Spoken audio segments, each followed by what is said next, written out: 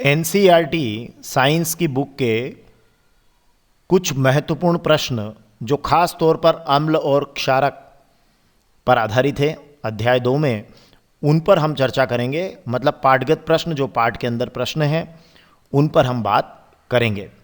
तो एनसीईआरटी की पुस्तक के प्रश्नों के लिए थोड़ी सी भूमिका मैं यहाँ आपके लिए बनाना चाहूँगा कि ये जो यहाँ अगर आपको दिखाई दे रहा हो तो यहाँ देखिए 7 लिखा है और ये लिखा है उदासीन। मतलब शुद्ध जल का जो पीएच है वो 7 होता है और वह क्या है, उदासीन है। और यहाँ से इधर देखिए कि 7 से जब हम 0 की ओर बढ़ते हैं तो क्या होता है, अम्लीय प्रकृति बढ़ती है। मतलब जैसे जैसे पीएच मान घटता है अम्लीय प्रकृति क्या होती है, बढ़ती है। और 7 से 0 की ओर जाने पर H+ आयनों का सांद्रण या हाइड्रोजन आयनों का सांद्रण बढ़ता है। मतलब अम्ल का जो जलीय विलयन होता है उसमें H+ आयनों का जो सांद्रण है वो 7 से 0 की ओर जाने पर बढ़ता है। मतलब 0, 1, 2, 3 के आसपास प्रबल अम्ल है और 5, 6, 7 के आसपास ये दुर्बल अम्ल होते हैं। इसी प्रकार 7 से 14 की ओर बढ़ने पर क्षारीय प्रकृति क्या होती है, बढ़ती जाती है। और 7 के आसपास 8, 9 ये दुर्बल क्षार होते हैं और फिर 11, 12 से ये प्रबल क्षार, 13 तक ये होने लग जाते हैं। तो 7 से 14 तक का हमारा जो है वो दुर्बल क्षार से प्रबल क्षार की ओर बढ़ना होता है। इसमें हाइड्रोजन आयनों का सांद्रण कम होता है, परंतु उसी समय OH- आयनों का जो सांद्रण है वो क्या होता है, बढ़ता है। तो यहाँ अब ये कैसे होता होगा, इसको अगर हम समझें कि H+ आयनों का सांद्रण कैसे बढ़ रहा है अम्ल के जलीय विलयन में, तो एक एग्जाम्पल के जरिए मैं आपको बताता हूँ। जैसे आपके पास HCl अम्ल है, ठीक है, और जब आपने उसको जल के अंदर उसका जलीय विलयन बनाया तो आपने देखा कि वो जो HCl है वो H+ और Cl- आयनों में बढ़ गया। तो ऐसे में आपको यहाँ बहुत स्पष्ट रूप से दिखाई दे रहा होगा, बहुत ट्रिकी अंदाज से मैं आपको बता रहा हूँ कि यहाँ H+ आयनों का जो सांद्रण है वो बढ़ रहा है। मतलब क्या हो रहा है कि जैसे जैसे आप जो है जो प्रबल अम्ल होता है उसमें H+ आयनों का सांद्रण क्या होता है, बढ़ता है। तो बड़ी खुशी की बात है ना। तो ये H+ आयनों का सांद्रण इसमें क्या होता है, बढ़ता है।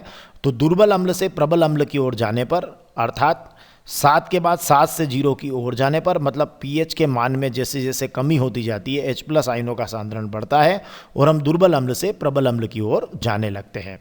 ठीक उसी प्रकार एक एग्जाम्पल लेते हैं क्षार के अंदर। जैसे मान लीजिए आपने NaOH लिया और उसका जो है वो जलीय विलयन आपने लिया है, तो फिर ऐसे में आप यहाँ बहुत स्पष्ट रूप से देख लीजिए कि Na+ और OH- आयनों में विभक्त हुआ तो यहाँ OH- आयनों का सांद्रण बढ़ गया और H+ आयनों का सांद्रण क्या हो गया, कम हो गया। तो डेफिनेटली यहाँ हमको ये बात समझ में आई कि यहाँ हाइड्रोजन आयनों का सांद्रण क्या हो जाता है, कम हो जाता है।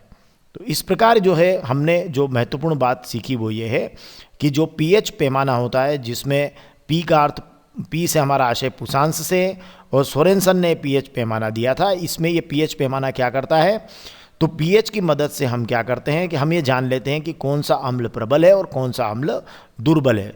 तो 7 से 0 की ओर जाने पर अम्लों की जो प्रबलता है वो बढ़ती है, उसी समय हाइड्रोजन आयनों का सांद्रण बढ़ता है, इसीलिए वो प्रबल अम्लीता उसकी क्या होती है, बढ़ती जाती है।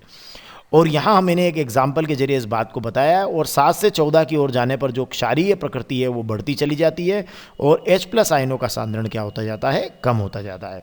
चलिए अब एनसीईआरटी के क्वेश्चन से इसको मैं समझाने की कोशिश करता हूँ।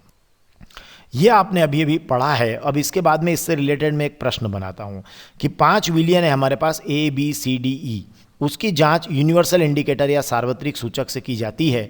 तो ये हमारी जो एनसीईआरटी की जो बुक है उसका जो हिंदी की बुक है उसमें एनसीईआरटी हिंदी माध्यम की जो विज्ञान की पुस्तक है या साइंस की बुक है उसका पेज नंबर 38 प्रश्न क्रमांक 9 है ये। तो उन्होंने कहा कि A का पीएच 4 है, B का 1 है, C का 11 है, D का 7 है और E का 9 है। तो इसमें कौन सा विलयन उदासीन है। तो डेफिनेटली आपको समझ में आ गया होगा कि उदासीन तो जो है वो जिसका पीएच 7 है वही हो सकता है। तो D आपका हो गया उदासीन।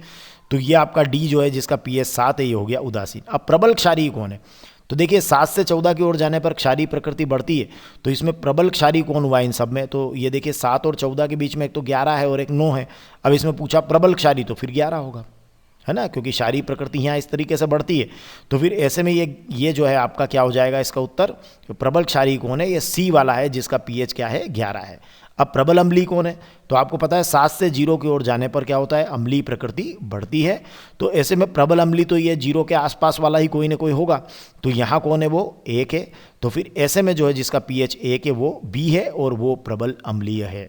अब यहाँ से अपन लेते हैं दुर्बल अम्लीय। तो अम्लीय तो वही 0 से 7 के बीच में होगा।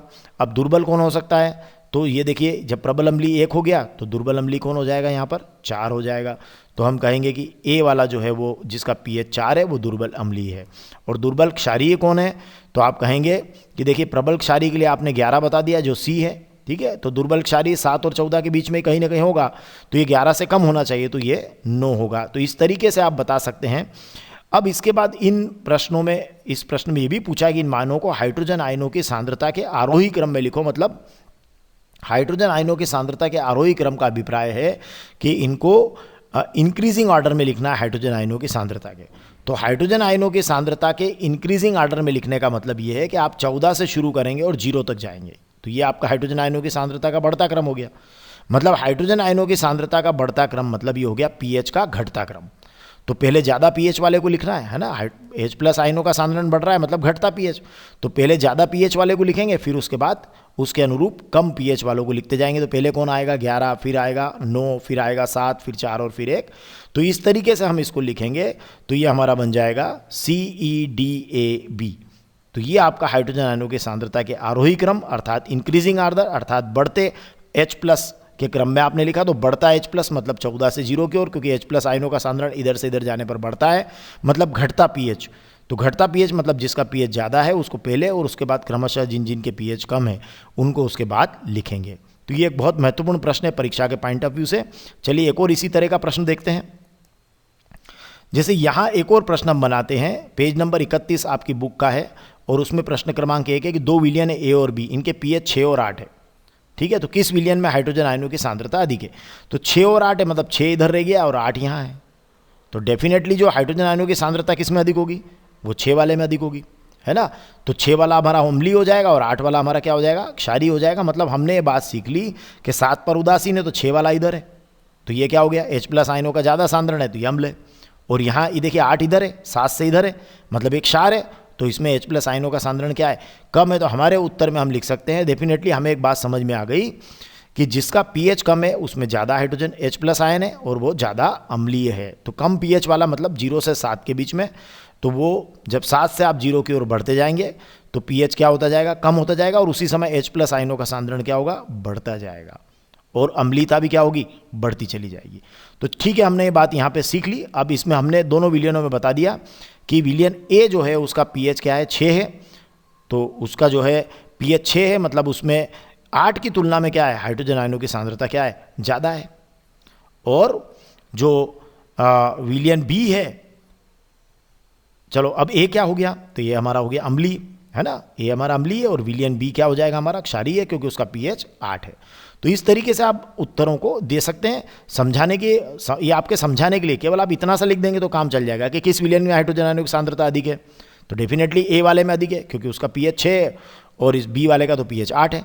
तो फिर H+ आयनों का सांद्रण किस में ज़्यादा है, जो इस तरफ होगा, जो 0 की तरफ होगा। तो वो कौन है, 6 है। तो मतलब हो गया आपका विलयन A में हाइड्रोजन आयनों की सांद्रता अधिक है। और 7 से कम कौन है, A है, तो वो अम्लीय है। 7 से ज़्यादा कौन है, B है, तो वो क्षारीय हो गया।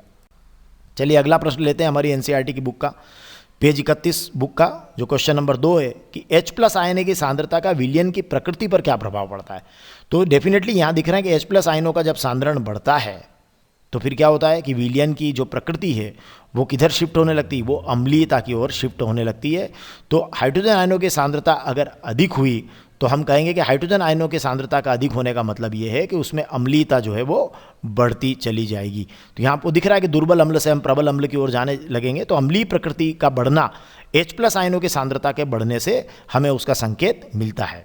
क्या क्षारकीय विलयन में H+ आयन होते हैं, तो डेफिनेटली देखिए यहाँ पर H+ आयनों का सांद्रण कम जरूर है, लेकिन H+ आयन तो होते हैं क्षारकीय विलयन में। अब लेकिन फिर भी वो कह रहे हैं कि वो ऐसा है कि वो फिर क्षारकीय क्यों है, तो आप बोलना कि उसमें OH आयनों का जो सांद्रण है वो H+ आयनों के सांद्रण से ज़्यादा है। तो ऐसे में आप इसका जवाब लिखेंगे कि हाँ, क्षारकीय विलयन में H+ आयनों का सांद्रण जो है वो कम है, परंतु OH- आयनों का सांद्रण उनसे ज़्यादा है। तो इस तरीके से हमें जब ये एक बात जब समझ में आ जाती है तो इस तरह के छोटे छोटे प्रश्नों के हम उत्तर दे सकते हैं। चलिए आगे बढ़ते हैं। अब देखिए एक प्रश्न जो यहाँ बन के आ रहा है वो ये कि कोई किसान खेत की मृदा में किन परिस्थितियों में बुझा हुआ चूना, जिसको CaO कैल्शियम ऑक्साइड बोलते हैं, सॉरी बिना बुझा चूना जिसको हम CaO कैल्शियम ऑक्साइड बोल रहे हैं, बुझा हुआ चूना कैल्शियम हाइड्रोक्साइड CaOH या चाक कैल्शियम कार्बोनेट CaCO3 मिलाते हैं। डेफिनेटली अब आप देखिए कि किसान खेत की मिट्टी में अगर ये सब मिला रहा है तो ये तो सब क्षारक है। तो जब वो बेसिस को मिला रहा है, क्षारक को मिला रहा है, इसका मतलब उसकी मिट्टी में क्या हुआ, उसकी मिट्टी ज़्यादा अम्लीय हो गई है, तभी वो क्षारक मिला रहा है ना। मतलब पहले हमें ये समझना पड़ेगा कि ये एक्चुअली है क्या। तो हमें समझना पड़ेगा कि ये सब क्षारक है।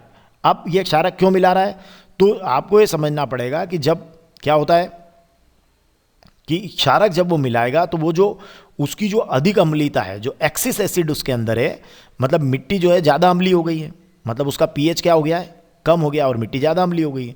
तो ये क्षारक क्या करेंगे कि मिट्टी में उपस्थित जो एक्स्ट्रा एसिड है उसको कम करके उसकी अम्लीयता को क्या कर देंगे, कम कर देंगे।